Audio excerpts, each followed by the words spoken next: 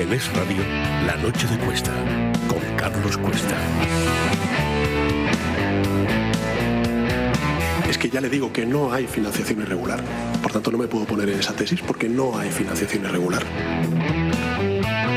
Pues quien tiene que decidir esto es la justicia, no Pedro Sánchez. Y de momento la justicia lo que tiene es hoy una aportación nueva de pruebas. ¿De quién? Del de menuda inventada, vaya inventada. ¿Vaya inventada? Bueno, pues de momento ya hay una persona que tiene una condena a 24 años y 3 meses, se llama José Luis Ábalos, por la inventada que aportó como pruebas un tal Víctor Aldama.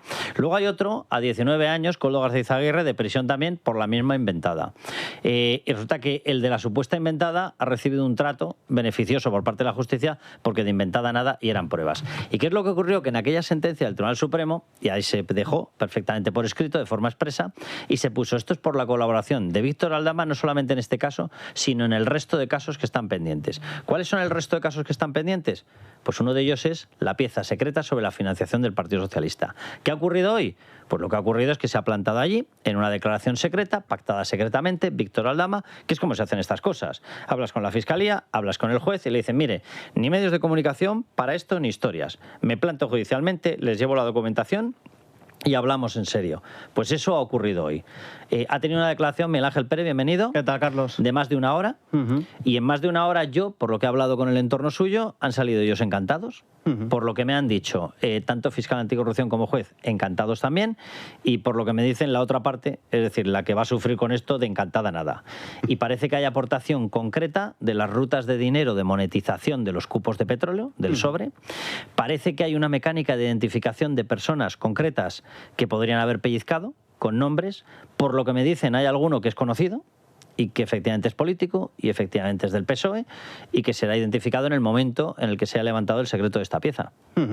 Sí, contábamos, Carlos, el lunes en esta casa que Aldama iba a presentar nuevas pruebas sobre la financiación ilegal y 2 días después pues se ha hecho realidad y efectivamente Aldama pues ha hecho esta declaración secreta, la segunda que hace ante el juez Ismael Moreno, la primera fue en marzo y efectivamente por la información que nos llega pues ha detallado, ha dado nuevos datos, nueva información sobre las empresas, sobre las mercantiles implicadas en esta financiación ilegal del Partido Socialista, que habrían canalizado los famosos cupos de petróleo de PDVSA por valor de 250 millones de dólares, que como contamos en Libertad Digital, participaron en esa gestión tanto el exministro de Transportes José Luis Ábalos como el expresidente del Gobierno José Luis Rodríguez Zapatero, y también, según lo que nos dicen, pues habría dado más información sobre la sociedad famosa ya Apamate, que es una de las claves en esta trama de financiación ilegal del Partido Socialista. Juan Pablo, ¿cómo estás? ¿Qué tal, Carlos? ¿Cómo bienvenido. Desde el entorno de Víctor Aldama están hablando, y lo ha dicho así expresamente su portavoz, Ramón Bermejo, esta tarde, y lo que ha venido a decir es que lo que han aportado es la prueba definitiva para que caiga Pedro Sánchez, lo ha ratificado. Y yo creo que en este caso, que Víctor Aldama maneja la documentación, eso es evidente, es lógico, pero sobre todo yo creo que lo más importante dentro de todo esto, Carlos, es que la justicia le otorga absoluta y total credibilidad y verosimilitud a las pruebas que está aportando Víctor de Aldama y también a los testimonios que está dejando en sede judicial. Esto que dice Miguel Ángel de las mercantiles, evidentemente es muy importante, pero no solamente son las mercantiles relacionadas con Venezuela las que tienen que preocupar al presidente del gobierno. Hay otras declaraciones relacionadas que también han tenido lugar hoy en sede judicial, en la Audiencia Nacional, relacionadas con el Partido Socialista y que deben tener muy preocupados. Que la vía de doble financiación del Partido Socialista supuestamente irregular no solamente es en el extranjero, sino que también es a nivel interno, aquí en España. Y hay empresarios que saben muy bien el dinero que han prestado y cómo lo han canalizado a las arcas del Partido Socialista. La imputación del PSOE por financiación irregular es algo que va a llegar como va a llegar mañana el Partido de España, por ejemplo, que decir, es una certeza. Es algo así, es que es tal cual. Mañana es jueves. No, mañana es jueves, pues pasado mañana. Pensaba que era ya viernes, pensaba que era jueves ya. Madre mía. Creo que es más certera la imputación del Partido Socialista que la predicción que he hecho yo. Sí. Bueno, pues va a llegar tanto como que en un rato va a ser de noche, aquí en España. Eso sí que es impepinable, eso sí impepinable. Ahí yo creo que eso no te lo niega ni Monse Mínguez. Sí. Tenemos más datos. tenemos aportaciones. Ha sido un día curioso, Ricardo, bienvenido. ¿Qué tal? Lo digo porque esto que no lo esperábamos ninguno, de pronto ha aparecido allá Víctor Aldama en sede judicial en la Audiencia Nacional, tenía pactado y no lo había dicho, que repito, o sea, nos puede gustar o fastidiar como periodistas, pero es como se hacen las cosas. A quien le tienes que dar prioridad es a la justicia, no a los periodistas en este tipo de cuestiones. Pero es que hoy han pasado más cosas. Hoy, por ejemplo, tenía una intervención en la Comisión de Investigación Sara Agesen, luego vamos a hablar de ello, pero hoy también se ha aportado nueva información sobre María Jesús Montero. Y lo que hasta ahora eran informaciones sobre el primo de María Jesús Montero, que si intentaba pellizcar en una obra, que si lo presentaba el representante del propio Ministerio de Hacienda para que pudiera meter una comisión de 4,7 millonazos de euros en la venta de un inmueble del Ministerio de Hacienda. Hoy han aparecido los documentos y los documentos publicados por The Objective reflejan que la impulsora de esa venta es la propia María Jesús Montero y el beneficiario tenía que ser su primo. Exacto. Todo quedaba en familia. De hecho, lo que publica hoy The Objective son esos pliegos de condiciones para la venta de ese edificio de María de Molina 50. En esos pliegos pone directamente que el procedimiento de adjudicación dependía de forma directa del Ministerio de Hacienda y, por tanto, de la ministra de Hacienda, que entonces era María Jesús Montero. De hecho, pone textualmente: la adjudicación del lote se acordará por orden de la ministra de Hacienda y Función Pública. Esto lo pone textualmente. Nosotros hemos consultado a varios expertos, hemos hablado con magistrados, incluso algunos fiscales y magistrados de la Audiencia Nacional, por el tema de las comisiones del 3%, esas famosas, para el primo de María Jesús Montero, primo entre comillas. Sí, ¿qué es primo, lo que nos lo mencionaban como primo, a saber si era primo, si es testaferro, si es sociedad instrumental, si es ella, a saber. ¿Qué es lo que nos dicen? Pues claramente que esa comisión era ilegal, inusual, anormal y siendo más, además, para una persona que no había intervenido para nada en el proceso de contratación. Dicen que es clara corrupción. Ha querido ponerle voz a todas estas quejas el magistrado Fernando Portillo en declaraciones en este programa. Evidentemente eso tiene un nombre muy feo en derecho penal, en el Código Penal. Podríamos hablar de delitos de cohecho o también podríamos hablar de un delito de tráfico de influencias o incluso de prevaricación. Es decir, que de ser cierto esas manifestaciones, el asunto sería de la gravedad suficiente como para poder ponerle un nombre penal al tema. Además hay que recordar que se consiguió subastar a la tercera el inmueble y que el precio de salida tuvo que crecer. Sí, pero que eso es surrealista. O sea, no lo conseguían vender en 155 y de pronto lo consiguen vender en 204. Que, por cierto, lo decía yo antes, debe haber más primos de María Jesús Montero que sobrinos de José Luis Ábalos. Lo digo porque, claro, si la comisión no llegaba a los 5 millones y el precio saliera a 155, en mi pueblo 155 más 5 da 106, 160, no 204 millones. Todo el resto de primos, esa tropa, ¿de dónde han salido? Miguel Ángel. Bueno, yo creo que es que la sombra de la imputación de María Jesús Montero en la trama SEPI está ahí desde hace meses. Nosotros contábamos, Carlos, hace unos días, oye, que los investigadores están ya mirando a la directora general y al DAO, 2 días después, imputados. Y esas mismas fuentes a mí me decían que María Jesús Montero está al límite. Y es verdad que este tema del primo, claro, es que lo del primo puede ser un eufemismo, una forma de hablar en clave que en realidad estamos hablando de Montero y no existe ni primo, ¿no? Yo creo que están pasando cosas en los últimos días. Recordamos esas declaraciones de María Jesús Montero descolgándose de forma definitiva de Vicente Fernández, muy dolida. Yo creo que algo está pasando, Ese del que me habla. Ese del que me habla. Yo creo que María Jesús Montero se está empezando a ver acorralada y quiere saltar todo el lastre que pueda, porque creo que ya sabe que puede ser la siguiente o de las siguientes en ser imputadas en el marco de las cloacas del PSOE y de la trama SEPI. Ahora, yo creo que está Juan Pablo en dura competencia con otros ministros. Luego vamos a hablar de lo que ha ocurrido hoy con Sara Agesen, de lo que está ocurriendo con Teresa Rivera, que ese departamento lleva ya, pues desde hace 1 año, 2 años, tocado por todas partes. Sí. Por todas partes. Ahora, por delante, en cabeza, pero vamos, a 4 cuerpos está también el ministro Fernando Grande Marlasca. Sí, es que aquí hay una especie que tiene altas probabilidades. Una especie de competencia entre distintos ministros para ver quién es el primero. Y, hombre, María Jesús Montero, teniendo a 25 personas personas imputadas en la Sociedad Estatal de Participaciones Industriales y a 3 expresidentes de la SEPI que están metidos hasta el cuello, metidos hasta el cuello, es que están imputados directamente por varios delitos en uno de los organismos. Poca broma con la SEPI, porque la SEPI hay mucha gente que se le escapa y es mucho más sencillo de entender lo de la prostitución, y hay cosas que calan mucho más sencillo. La SEPI es una empresa pública que maneja activos por valor de 20.000 millones de euros y que tiene muchísimo poder. Quiero decir, es la empresa a través de la cual los españoles invertimos nuestro dinero en distintos tipos de compañías para el beneficio, se supone, que del país, no de personas que a través de rescates hayan podido trincar mordidas, que eso es lo que estamos observando. A mí, de todo lo que hemos visto hoy, sí que me ha llamado muchísimo la atención la declaración de Sara Agesen, porque el rescate de tubos reunidos es algo que está tan investigado y evidentemente tan bajo sospecha y afecta no solamente a la SEPI, sino que por supuesto también tiene una ramificación que evidentemente es la que afecta a Irurok, es decir, a los 3, a Leire, a Anchón Alonso y también a la parte de Forestalia y al Partido Nacionalista Vasco. Sí.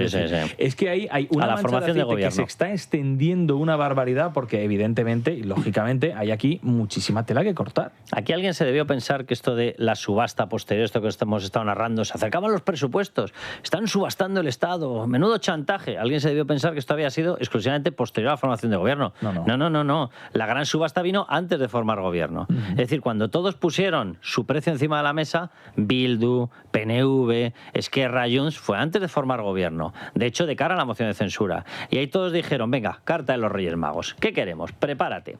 Mira, Tubos Reunidos, que a mí me hace una gracia esto, o sea, Tubos Reunidos le importa a PNV básicamente lo mismo que a mí una empresa en Hong Kong. O sea, le importa exactamente lo mismo. ¿Qué es lo que quieren? Lo obvio. Si tú tramitas, algo te quedas. Hombre. Obviamente. ¿A ellos Tubos Reunidos? Bueno, Tubos Reunidos les importará lo justito. Bien, sí, oye, empleo, que me crea, vale. Pero esto para estos políticos nacionalistas es lo de menos. O sea, Tubos Reunidos algo tendrá, que habrá que investigarlo, pero algo tendrá que ha provocado el interés de PNV. Y Tubos Reunidos es una, pero es que tienes Mercasa, y es que tienes Enusa, y es que tienes Duro Felguera, que ya ha saltado, y es que tienes los grandísimos rescates famosos, el de Air Europa y el de PlusUltra, pero si es que está empezando a estar judicializado todo. Toda la actividad de la SEPI está empezando a estar judicializada.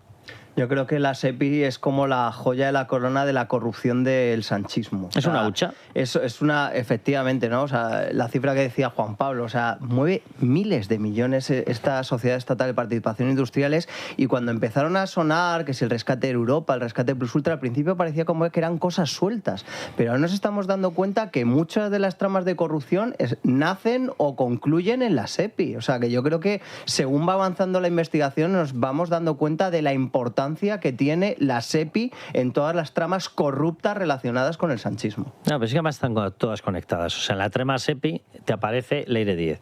¿Y Leire Díez quién es? La cloaca. ¿Y Leire Díez qué es? Santos Cerdán. ¿Y Santos Cerdán qué es? Es también Servinávar. ¿Y Servinávar qué es? Anchón Alonso. Y Anchón Alonso es también la trama SEPI. O sea, puedes hacer círculos. Ahora entiendo que les guste tanto la economía circular. Y Servinávar es Vicente, porque son de círculos por todas Fernández, partes. O sea, quiero decir, si es que está todo, si es que es todo exactamente lo mismo. Todo. Bueno, pues hoy efectivamente tenía esas declaraciones, luego vamos a hablar más de ellas, de Sara Agesen, pero vamos a hablar también de Teresa Rivera. Bueno, vamos a ir a publicidad, volvemos enseguida y les contamos por qué, se lo decíamos antes en el editorial, cuidado que hoy se empieza a confirmar que hay, en esta dura pugna por ver quién es el primero imputado, 4 nuevos ministros. No pude estar en esa sesión de Tubos Reunidos. ¿Considera o se estima usted igualmente responsable de esa decisión, cierto? Entiendo que fue una decisión tomada con todos los criterios. ¿Es contaminante o no es contaminante esta empresa? Es una empresa que emite emisiones a la atmósfera. Nunca en ningún expediente recibí presiones para emitir ningún voto. Ay, Dios bendito. La ahora ministra Sara Agesen, la muy emitida Sara Agesen, emitiendo emisiones contaminantes opinativas en la Comisión de Investigación del Senado. Dios bendito, qué vergüenza. Dice, nunca recibí presiones. Pero vamos a ver, usted firmó que era una empresa contaminante. Le preguntan en la Comisión de Investigación, ¿pero es contaminante o no es contaminante? ¿Por qué se lo preguntan? Porque donde ponía es contaminante, luego quitaron el es y pusieron no es. Y respuesta, una empresa que emite emitidoras a una atmósfera atmosférica. Muy bien, sí señor, nos acaba de convencer de que no tiene presiones, no. O sea, una de dos, o tiene presiones propias y tiene emisiones, o tiene presiones externas. Pero vamos, que esto esté presionada o autopresionada, elija usted. Dios bendito. Vamos con el CalPlus. Sí, hoy lo necesitamos para soportar este tipo de emisión cuestiones. de CalPlus atmosférico. Venga, CalPlus de Mundo Natural, un complemento rico en aminoácidos y con vitaminas B3 y B6, que ya saben que contribuye al buen funcionamiento del sistema nervioso. CalPlus de Mundo Natural y ganen la batalla al estrés. Consulta a tu farmacéutico, dietista, en Parafarmacias del Corte Inglés y en parafarmaciamundonatural.es. Mundo Natural. Y Nadia Pertusa, vamos con los miembros del Club Libertad Digital. Buenas noches, Carlos. Hoy nos acercamos al municipio de Colmenarejo, en Madrid. Más de 6 años lleva en el club de socios ayudándonos don José Enrique Román Ramos. Es su cumpleaños, cumple 67, así que José Enrique, muchísimas felicidades en su día, que lo celebre bonito, que cumpla muchos más, y todo el equipo de radio le manda un abrazo y nuestro agradecimiento por su apoyo. Recordemos el teléfono del club, 914094002, y el correo electrónico club@libertaddigital.com. Bueno, pues un abrazo enorme a José Enrique en Colmenarejo, un abrazo a toda su familia aquí en la Comunidad de Madrid. 67 cumpleaños, más de 6 años en el club. Que un placer, de verdad, José Enrique, todo un placer. No tenemos nosotros así en el disparadero bolos de estos que le llamamos visitas, programas fuera en Colmenarejo, ¿verdad? Pues de momento no, pero mira, vamos a ponerlo sobre la mesa. A lo mejor nos escuchan y organizamos aquí uno en un momento. Vamos a recordar que teníamos, vamos a decirlo en pasado, teníamos uno en Huesca. Teníamos uno en Huesca este viernes, pero bueno, estamos muy contentos de que España pues vaya muy bien en el Mundial. Queremos que la gente de Huesca no tenga que elegir entre ir a vernos y ver el partido si lo quieren ver, así que lo que hemos decidido es que vamos a posponer nuestra visita a Huesca a después del verano. A después del verano. Nada, advertencia para todos los que estuvieran ya metidos en agenda el irse a vernos allá a Huesca, que encantadísimos, pero casi encantadísimos de vernos a la vuelta de verano y sin un partido de España. Así que nada, avisados quedan todos. No va a ser que se plantee ahí alguno, pobrecillo, y encima se quede sin ver el partido y tampoco nos pueda ver a nosotros. Bueno, vamos a hablar de lo que está ocurriendo con un ministerio que aquí, en esta casa, llevamos informando desde hace muchísimo tiempo de determinadas operaciones más que sospechosas desde el punto de vista de corrupción. Estoy hablando del Ministerio de Transición Ecológica. Por ahí han pasado 2 personas que han estado juntas y separadas. Teresa Rivera, con el número 1. Sara Agesen, con el número 2. Bien, ahora Sara Agesen es ministra, pero Sara Agesen fue secretaria de Estado en la época de Teresa Rivera. Vamos, que son un tándem. Y que donde estaba la una, estaba la otra. Y donde estaba la una y estaba la otra, ocurrían cosas muy raras. Por ejemplo, que un subdirector llamado Eugenio Domínguez resulta que se liaba a emitir declaraciones de impacto ambiental, todas favorables, cuando venían de parte de alguna empresa. Por ejemplo, Forestalia. Y no había problemas. Claro, no había problemas mientras que se engrasase, tal y como está certificando en estos momentos las fuerzas y cuerpos de seguridad del Estado en sus investigaciones. ¿Qué es lo que están diciendo? Pues que había una empresa, Next Generation, Calliope, una cosa de estas, nombres de estos que suenan instrumentales, pero vamos, a 500 kilómetros de distancia. Bien, ¿y esa empresa qué era? Una tapadera. Según la investigación, una tapadera. ¿Para qué? Para que le llegaran 5,2 millonazos de euros a este señor, presuntamente. Bien, a este señor presuntamente, pero lo que no era presunto era que emitían efectivamente declaraciones de impacto ambiental favorables y le llovían licencias por todas partes a Forestalia. Bien, ¿quién estaba en aquel momento en el ministerio? Estaba Teresa Rivera y estaba Sara Agesen. Bien, vámonos a los rescates. Tubos reunidos. Hoy ha tenido que dar explicaciones Sara Agesen. Ya lo han visto. Su gran explicación es que antes ponían un informe que era contaminante y no se le podía dar el rescate de 112,8 millones y luego se dio cuenta de que no era contaminante. Era una empresa que emitía emisiones emitidoras a una atmósfera atmosférica. Y en ese momento, ¿qué dijo? Pues que donde ponía no se le puede dar, quitó el no y ponía se le puede dar el rescate. Bueno, está escuchando Rocío Díbar, senadora que tiene un conocimiento de todos estos casos más que excepcional. Rocío, ¿cómo estás? ¿Qué tal? Buenas noches, Carlos. En esta casa y en estos micrófonos ya hemos hablado de este tipo de asuntos, Rocío. Sí, y además es que gracias a las investigaciones judiciales pues todo avanza poco a poco. En principio las investigaciones aparecían de forma aislada, pero como estabais comentando antes, ahora nos encontramos con conexiones personales, societarias y económicas entre todas las causas. Y lo más curioso es que no solo es que vayan apareciendo nuevos nombres, sino que esos nombres aparecen una y otra vez en investigaciones distintas, ¿no? Empiezan a aparecer sospechosos habituales. Sí. El tránsito que ha encontrado, la línea que ha encontrado la investigación, a mí lo que me ha parecido es muy llamativa por la cuantía. Yo se lo digo, senadora Rocío Díbar, yo no me creo que esos 5,2 millones que ha detectado la investigación fuesen exclusivamente Eugenio Domínguez. ¿Que Eugenio Domínguez pellizcara de ahí? Seguro.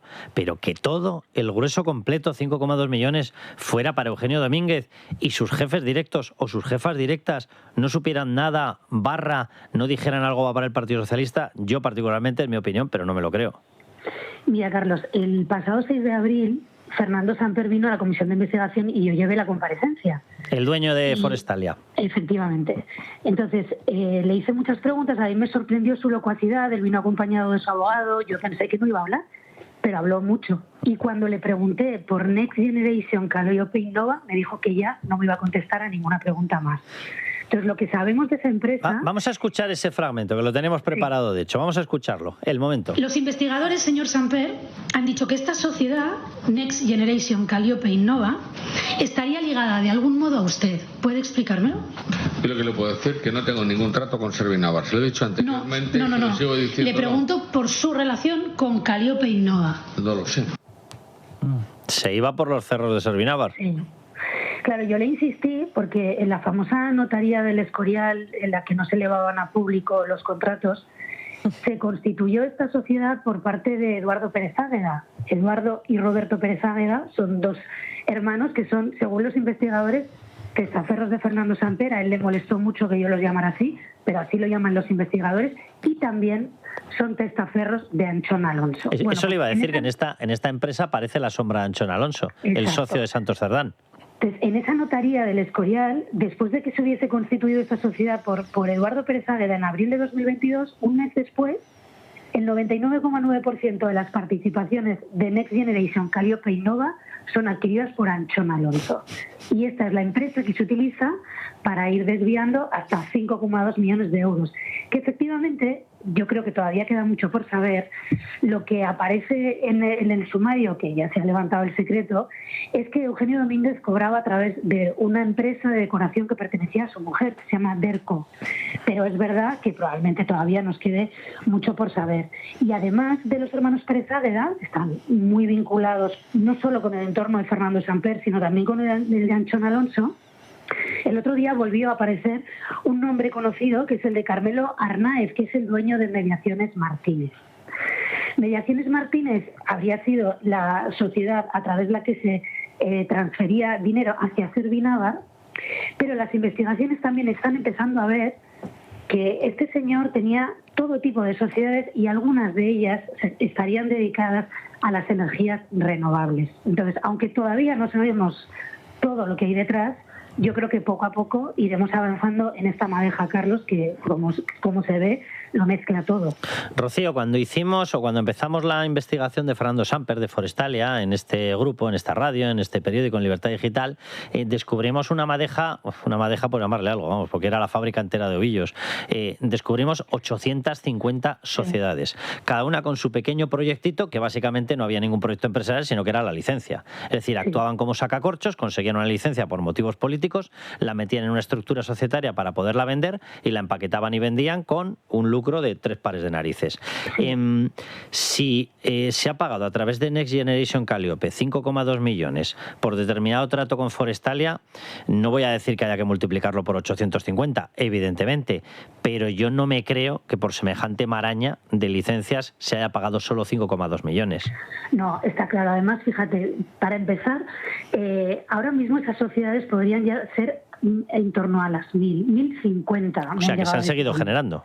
Se han seguido generando. Entonces, esas sociedades, es muy curioso el procedimiento, porque ahí te encuentras, por ejemplo, un intercambio patrimonial con la familia Subelso y también con Anchón Alonso.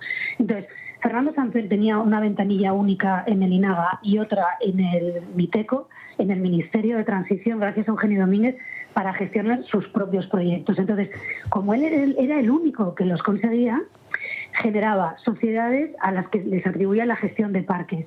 Él lo cedía por, iba a decir poco dinero, entiéndaseme, por ejemplo, 500.000 euros, pero seguía manteniendo el derecho a la gestión de las licencias. Y, por ejemplo, algunas de esas sociedades se vendieron a los Sumelso por en torno a $500,000 euros, como digo, y cuando Samper obtenía las licencias, se lo recompraba por 2,5 millones o 3 millones. Esta operación la ha hecho con mucha gente. Todavía no sabemos hasta dónde vamos a llegar. Anchón Alonso, por supuesto, aparece, y además no solamente aparecen vinculados a proyectos de energías renovables en País Vasco, sino que también a través de Next Generation Calliope Innova, Fernando Samper habría pagado los 200.000 euros al grupo Iruroc a cambio de conseguir una ayuda de 17,3 millones de euros de Sepides, que depende de la SEPI, Carlos. Bueno, de Sepides, que depende de la SEPI, Sandra, y o yo estoy muy equivocado, o es donde acabó enchufada la jefa de gabinete de Fernando Grande Marlaska.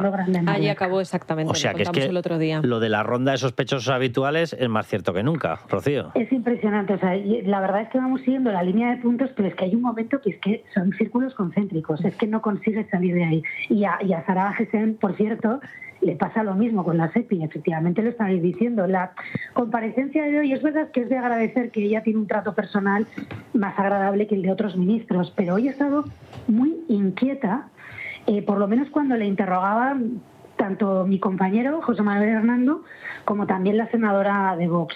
José Manuel Hernando le ha preguntado en concreto por todos los informes que había remitido la SEPI para preparar y documentar todos los rescates y en concreto el de Tubos Reunidos. Ella ha explicado que había primero reuniones informativas y luego reuniones en las que se votaba. Y curiosamente, con Tubos Reunidos, ha dicho que ella no pudo acudir a la reunión informativa y que a la reunión en la que se iba a votar finalmente delegó en el subsecretario, que es cuando se cambia el sentido del voto. O sea que tampoco tiene mucho sentido que ella siga diciendo que no se enteraba de nada. Rocío, ¿tienes la sensación de que lo mismo acaba cayendo alguna imputación por ese departamento ministerial, por transición ecológica? Mira, es que es muy difícil que no ocurra, porque es que si uno empieza a ver como Eugenio Domínguez por un lado, por otro lado Marta Gómez Palenque, directora general de la que dependía Eugenio Domínguez, que sigue en su puesto y aparece en los autos, es una persona que está investigada. Sara Gesen hace prácticamente 5 meses anunció auditorías internas, no ha dicho absolutamente nada. En los rescates ya vemos que actuó al dictado de lo que le decían sus superiores. Hoy ha llegado a decir que en las reuniones de los rescates estaba Manuel de la Rocha. Mi compañero José Manuel Hernando le ha preguntado en calidad de qué y ha dicho que en calidad de una persona que tenía muchos datos y mucho conocimiento. Y claro, es el presidente de la Oficina Económica de Presidencia del Gobierno y evidentemente una persona que tiene línea directa con el presidente del Gobierno. Rocío, da gracias de que no haya contestado con una respuesta así del estilo de ¿cómo que de razón de qué? ¿De quién depende de quién depende? Pues ya está. Dios bendito. Rocío, que un placer como siempre contar contigo. Muchísimas gracias. Senadora del Partido Popular, que además cada vez que entra nos da lecciones de que hay gente en política que sí que trabaja, Rocío, un abrazo fuerte. Bueno, pues toda la descripción de un ministerio que está, de nuevo, otro más, Miguel Ángel, totalmente cuajado, totalmente penetrado y sumergido en la corrupción. Yo me estaba acordando, Carlos, del juez del caso Negreira que hablaba de aquello de la corrupción sistémica. Pues es que el sanchismo es corrupción sistémica. O sea, allá donde mires, allá donde pongan el dedo los agentes de la UC o de la UDEF, es que sale corrupción a borbotones, ¿no? Hay que recordar que el caso Forestalia todavía sigue dividido. Hay una parte que la está investigando el juzgado de instrucción número 1 de Teruel y luego otra parte está en manos del juez Pedraz en el marco de la trama SEPI. Todavía no sabemos si se va a acabar unificando, si el juzgado de Teruel va a remitir el sumario al juez Pedraz, pero desde luego al final hay una tónica que se repite siempre y es que al final son todos los mismos personajes. Fernando Samper por aquí, Teresa Rivera por allá, o sea, y de momento Teresa Rivera que está saliendo ilesa. No sabemos si va a acabar saliendo ilesa o no, o Sara Axen, porque es verdad que empieza a sonar tan bien. O sea, empieza a sonar tan bien, como ha contado la senadora, no está haciendo nada, ni auditorías, y luego, cuidado, saben lo que hay dentro. Y luego cuidado con estas comisiones de investigación, que ya son varios los que han probado la alfombra de comisión de investigación y luego acto seguido lo que han comprobado es que lo mismo les caía una imputación, en barra les ha caído. Cuidado porque claro, este tipo de explicaciones cuando te preguntan, oye, en un informe primero decías que si era contaminante y luego que no era contaminante, ¿nos lo puedes explicar? y te sales por peteneras diciendo es que realmente es una empresa que emite emisiones emitidas cuando en ocasiones se emiten y son emitidas a una atmósfera atmosférica de condiciones atmosféricas y dices, ¿perdón? Es que ¿Perdón? en el marco de este caso hubo no solamente las reticencias de Sara Agesen, actual vicepresidenta tercera del gobierno, sino también había reticencias el secretario, bueno, el número 2 del Ministerio de Economía, los dos.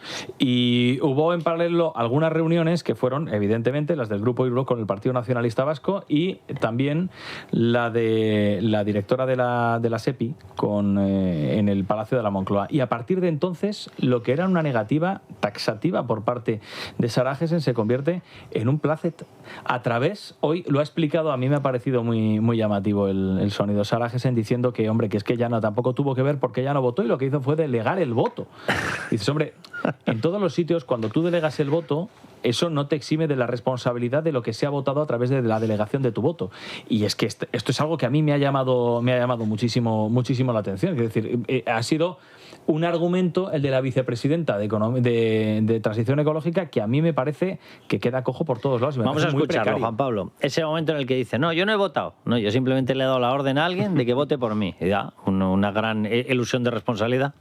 No hubo bloqueo, no estuve en la sesión informativa, con lo cual no hubo ningún veto y además era informativa, con lo cual no tenía sentido haber ningún veto. Ese día no asistimos nadie del Ministerio para la Transición Ecológica. Pero luego hubo otro día en el que se asistió, ¿no? Se asistió la decisión final, el día que el subsecretario del Ministerio en representación del Ministerio para la Transición Ecológica y el Reto Demográfico. ¿Qué se llama? Miguel González Suela. Y que votó exactamente lo que quería Sara Agesen. Obviamente, no si es delegado el voto. Claro, evidentemente, es que no tenía una posición contraria. Y luego a mí... Pero a mí esto me ha sonado a lo de no eran cafés, eran tés. Sí, yo no me vi con ley de 10, yo tomaba café. Bueno, tampoco era café, que tomaba té. Esto es igual. Sí, dice, yo no voté. No, le dije a no sé quién que votara por mí. Nuestros sobres son tan transparentes que hasta se ve lo que hay dentro, que tienen ventanita. Pues algo parecido. Y luego a mí hay algo que no sé si los políticos todavía piensan que tiene algún tipo de relevancia con respecto a las investigaciones que se puedan llevar a cabo, que es esto de las auditorías internas. Es decir, hemos visto como el Partido Socialista dice, no, aquí no hay nada de financiación irregular porque el Partido Socialista tiene auditorías y además pasa auditorías internas. Vale.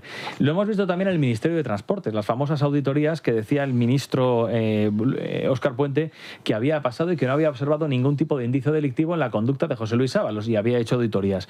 Las auditorías también de la ministra de Transición Ecológica y vicepresidenta Sara Agesen, de las cuales no se ha vuelto a tener noticia. Esto de las auditorías, si todos sabemos cómo funcionan, si todos sabemos de qué manera se hacen, en cuanto tú haces una auditoría y observas algún tipo de indicio delictivo que puede incriminar a los tuyos, lógicamente en el gobierno lo que están haciendo es lo que hizo Óscar Puente, tratar de echar tierra y taparla, y lógicamente no tiene ninguna validez. Oye, cuéntanos esta historia, Miguel Ángel, que publicabas en Libertad Digital. La cloaca se vino arriba y dijo, no solamente voy a ser cloaca, no solamente voy a machacar a jueces, a fiscales anticorrupción, a agentes de la UCO que luchan contra la corrupción, sino que encima voy a crear una asociación de víctimas de las cloacas, de todo el resto, claro. Totalmente, o sea, suena completamente surrealista. La verdad es que cuando estaba yo revisando el sumario... Es muy socialista esto de culpar a los demás de lo que estás haciendo tú, ¿eh? Sí, sí, o sea, es que ya es el colmo, ¿no? Ese documento efectivamente forma parte del sumario de la trama de las cloacas, ¿no? Los anexos aparece, y es que a mí me pareció tan surrealista. O sea, la cloaca del PSOE estaba organizando una asociación de víctimas de las cloacas. Y dice, pero esto es una locura, ¿no? Pues sí, o sea, estaban organizando esa asociación y de hecho yo creo que estaba bastante avanzada la cuestión, porque era una asociación que en principio iba a ir contra BBVA, pero que les habían dicho que ampliaran el espectro en general contra todos los abusos judiciales, y además el objetivo, me llamaba también la atención, era dar voz a aquellas víctimas de la policía, fiscalía y judicatura patriótica. O sea, ya no solamente es la policía patriótica, sino que ya extendían lo del patriótico a la judicatura y a la fiscalía. Hombre, a fiscalía patriótica que le pregunten a Pedro Sánchez. O sea, es que me hace gracia, ¿no? ¿Cuál es la única fiscalía patriótica que ha habido aquí? Pues la de Dolores Delgado, la de Álvaro García Ortiz y la de Teresa Peramato. O sea, equipo Fortuny. No insultes lo patriótico, ¿eh? Fiscalía antipatriótica. Pero la dinámica es muy, repito, es muy del Partido Socialista. Tú creas algo que dé la apariencia de que estás combatiendo aquello que tú haces. De forma que manejas, que diriges la opinión pública, y además es muy de ellos, porque fíjate lo que estabas contando, Miguel Ángel, que es evidente lo que querían. Querían una especie de asociación popular, totalmente teledirigida, para colarse en medios de comunicación e ir diciendo, el juez Peinado nos machaca, el juez Peinado no me deja vivir. Y luego en el otro lado, uy, la juez Viedma lo que me ha hecho, me ha pinchado las ruedas del coche. Y por otro lado, Alejandro Luzón, buf, me dejó de ver en el piso. Es decir, estaban fabricando acusaciones contra aquellos que luchan contra la corrupción y contra los que iban ellos. Disfrazándolo. Lo que estaban fabricando también, que así lo has dicho, Carlos, y te ha faltado juntar las dos palabras, una acusación popular. Sí, lo que estaban fabricando era una asociación para ejercer la acusación popular. Está tan denostada en los últimos tiempos, y es que... Sí, así es. Hoy es miércoles, es que todavía estoy con que es jueves. No, hoy es miércoles. Ayer martes vimos al ministro de Justicia, Félix Bolaños, denostando las acusaciones populares que se utilizan de manera torticera para meter la mano en esos procesos judiciales donde algunos tienen intereses espurios. Bueno, pues es que esto seguramente es lo que pretendían también. La Asociación de Víctimas de las Cloacas se persona en el caso que afecta solamente contra, evidentemente, y a favor de los intereses del Partido Socialista. Y esta es la idea. Y si de paso ya pues puede llegar a ser fundación y luego trincar algo, pues fenomenal. Pero que se llegue a pensar en esto, de verdad. Hay quien dice, no, es que es una cloaca de andar por casa. No, cuidado, De eso nada. O sea, Leire no era ninguna fontanera de 3 al cuarto. Detrás estaba Santos Cerdán y detrás estaba, y esto lo manifiesta la Audiencia Nacional, detrás estaba todo el aparato operativo del Partido Socialista puesto a disposición de la cloaca para cuanto necesitase. Y eso es evidentemente algo que debería preocupar al Partido Socialista. Eso genera mucho trabajo, y cuando tienes mucho trabajo a lo mejor te tienes que comprar hasta un chándal, por ejemplo, de alguna marca lanzada por el propio gobierno. Bueno, es que... Democracia. Al hilo del apunte de Juan Pablo está muy bien tirado, porque es que en el propio documento se dice, la cloaca dice textualmente que igual que Villarejo utilizaba una asociación para personarse y tal, pues que iban a utilizar esto. O sea, todo lo que dice Juan Pablo es así. O sea, querían hacer esta asociación para infiltrarse en causas judiciales y luchar contra los enemigos de Pedro Sánchez, del sanchismo, que son los que todos conocemos, que son en realidad los héroes de nuestra democracia ahora mismo, ¿no? Ahora, decía yo que cuando que esta práctica es totalmente el socialismo, es decir, cuando ellos están practicando una cloaca, acusan a todos los demás de cloaca. Decía Juan Pablo, y es verdad, cuando tú estás acusando al resto de acusaciones populares, tú fabricas algo que no es merecedor de llamarse acusación popular ni de broma, es un timo popular. Y cuando tú estás intentando implantar una dictadura, te inventas una marca de ropa que se llama democracia. La riegas con 14 millones, de los 14 te acabarás quedando 12, los otros 2, pues yo qué sé, a través de qué instituciones regarán a otros, y lo cierto es que lo que estás haciendo es una campaña de publicidad para acusar a los demás de lo que estás haciendo tú. ¿Qué os ha parecido esta historia de la marca de ropa? De los chándal, por lo visto vuelve el chándal. Cuando lo he visto... me parece un escándalo y una vergüenza que se dediquen 14 millones de euros de dinero público a esto. O sea, yo ya sé que no hay presupuestos, y el día que, como consecuencia de que haya pues algún tipo de investigación y le metan el microscopio a las cuentas del Estado, nos vamos a dar cuenta de cómo la ausencia de presupuesto público se ha convertido en un absoluto descontrol de las cuentas, y yo creo particularmente que deliberado. Quiero decir, no es que no tenemos presupuesto porque no nos lo apoyan en el Congreso de los Diputados. Bueno, es una opción, pero que el Gobierno de España se ha aprovechado de esto para coger y decir, fondos europeos, pues lo dedicamos a las pensiones, no pasa nada, descontrol total y absoluto. Vamos a ver qué es lo que se encuentran, si es que llega a la derecha algún día al Gobierno, cuando empiecen a mirar qué se ha hecho con las cuentas públicas. Y esto en concreto de lo del chándal, yo pensaba que el primer chándal que íbamos a ver era el de Pedro Sánchez compareciendo como algunos líderes bolivarianos. Eso te iba a decir, o el de Nicolás Maduro. Vamos a escuchar la publicidad de ese bodrio que se acaban de inventar, que lo único que no tiene de bodrio es lo que nos va a costar, 14 millones. A ver en qué bolsillos acaba.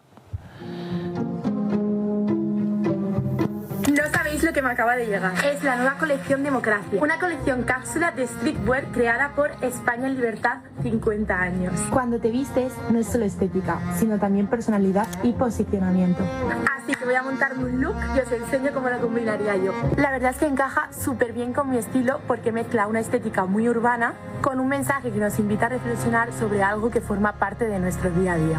Y si os ha gustado la colección Democracia, podéis conseguir las prendas en el sorteo que tiene abierto 50 en Libertad hasta mañana 30 de junio. Así que os dejo toda la info por aquí.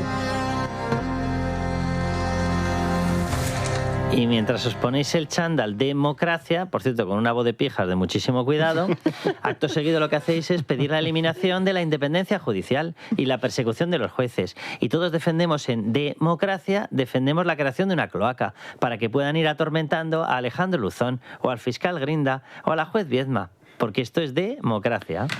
En chándal. Sí que voy a decir algo, Carlos, que a mí cada vez que veo un dispendio público de este tipo me hierve la sangre. Y es que cada 2 por 3, desde hace muchísimos años, vemos en España cómo el Ministerio de Sanidad deniega que ciertos medicamentos estén debidamente financiados para personas que lo necesitan y que estemos como estamos gastando y derrochando el dinero. Chorradas de este tipo cuando hay gente que lo necesita de verdad para poder seguir viviendo. ¿Sabes lo que vale 14 millones? Prácticamente clavado. Vale un poquito menos, 12 millones. Dotar de chalecos antibalas a todos los policías españoles. Pues por ejemplo. 12 millones. Pues por ejemplo. Es que es Mira, con los 2 millones extras podemos pagar los chalecos de flotabilidad de la Guardia Civil para que no se vayan al fondo del mar cuando están luchando con una mierda, perdón por la expresión, pero con una porquería de Zodiac contra embarcaciones de verdad de los narcos. Mira, te leo un titular. Mónica García rechaza financiar el único fármaco que frena el Alzheimer y condena a los pacientes a pagar 45.000 euros al año. De esos 14 millones de euros que se han dedicado en esta estupidez de la ropa, no se puede dedicar para gente que realmente lo necesita. Espérate, a mí me hierve la sangre. Espérate a ver dónde acaban los 14 millones. Que yo no me creo esta historia, me creo la majadería de la publicidad, me creo la majadería de inventarse una marca, no me creo que acaban los 14 millones en la marquita de los chándal, que Dios bendito, o sea, qué horterada de marca. No me creo eso. O sea, ya veremos en qué bolsillos acaban los 14 millones. Bueno, danos un consejo sobre un curso de inversión. Espero que no sea en empresas de chándals. Sandra. No, por supuesto que no. Es un curso de inversión de los buenos, porque es verdad que la gente está ocupadísima, Carlos, indignándose con la política, con cosas como esta, mirando el precio de la gasolina, ocupada en definitiva con lo que no puede controlar. Pero hay cosas que sí puede controlar uno, que es cómo invertimos nuestro dinero. Claro, no invertir también es una elección, y es la elección de perder dineros. Por eso te proponemos invertir con cabeza, tomar las riendas y por ser oyente de Radio Libertad Digital con un precio espectacular. Puedes entrar ya en ld.invertirconcabeza.es. Repetimos, ld.invertirconcabeza.es. No hay nada nuevo que me lleve a cambiar mi opinión, lo he dicho en más de una ocasión. Conozco al señor Zapatero desde hace 26 años y yo desde luego no he visto nada que me haga dudar de su honorabilidad. Pues nada, si usted no lo ve, no se preocupe, que ya se lo contamos nosotros. Vamos a ver, 2 cositas sobre Zapatero, 2 cositas nuevas. Bueno, al margen, Sandra, de que sigue el marcador en marcha y este señor sigue sin aportar la famosa documentación de las joyas. Efectivamente. Hace ya 21 días. 3 semanas exactamente se cumplen hoy desde que dijo en esa declaración en la Audiencia Nacional que en una semana, 10 días máximo, iba a presentar certificados, explicaciones, lo que fuera, para aclarar la incógnita, ¿no?, de esas joyas valoradas en un mínimo de 1,3 millones de euros que aparecieron en su caja fuerte. Y no ha dado ni media explicación. Ni media. He incumplido el plazo que le dije al juez y me da olímpicamente lo mismo. Yo se cumplen también 50 días de aquel martes en el que Zapatero hizo el vídeo en el jardín de su casa diciendo que lo iba a explicar absolutamente todo. Además es que dijo que iba a conceder entrevistas.